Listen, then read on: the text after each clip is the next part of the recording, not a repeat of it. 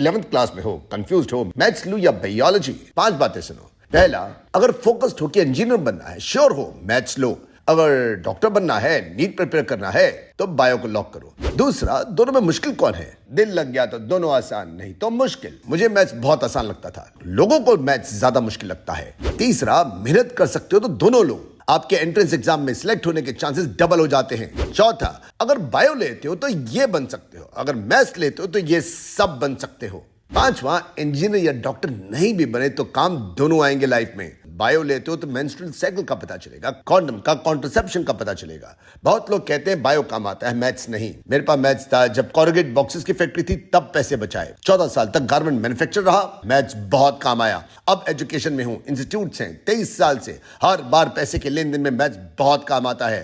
क्या सीखा?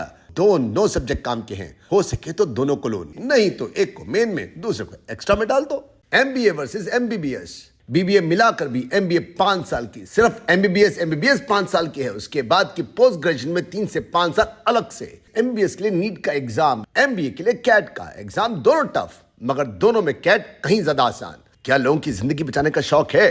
पेशेंट की जिंदगी बचा के जो सेटिस्फेक्शन मिलती है वो एमबीए वाले को कहां। लेकिन अगर आपको पेशेंट में पेशेंट कम दिखाई देता है, ग्राहक ज्यादा दिखता है, तो बेटे एमबीए कर लो, तुम्हें पैसा मिल जाएगा, ढेरों पेशेंट की जान बच जाएगी, देश का फायदा होगा वो अलग। अब समझिए गलती कहां पर है। एमबीबीएस बनने में लगते हैं कम से कम 1 करोड़, पोस्ट ग्रेजुएशन में जो लगेगा वो अलग। फिर डॉक्टर बनना है, क्लिनिक चलाना है, ढेरों लाइसेंस की जरूरत है, पैसा लगता है। जो लड़का इतना पैसा लगाएगा वो आके जाके बकराई तो काटेगा। गलती डॉक्टर्स की नहीं है, महंगी एजुकेशन की है, सिस्टम की है। एक सच्चा डॉक्टर बनना है, अपना पैसा अपनी जिंदगी दोनों दांव पर लगानी पड़ती है। और अगर पैसा कमाना है अपनी चॉइस की ग्रेजुएशन करो और फिर करो एमबीए, यही डेडली कॉम्बिनेशन है। UPSC versus MBA. पहला, यूपीएससी क्रैक करते हो, आईएएस आईपीएस ऑफिसर बनते हो, कम से कम एनुअल पैकेज होगा 6,73,200 का और ज्यादा से ज्यादा 30 लाख का। लेकिन इसके साथ में बंगला, गाड़ी, नौकर चाकर, स्टेटस। अगर आईएएम से एमबीए करते हो तो कम से कम 24 लाख का पैकेज तो मिलता ही मिलता है, और ज्यादा से ज्यादा 40 लाख, 50 लाख, 1 करोड़, 2 करोड़।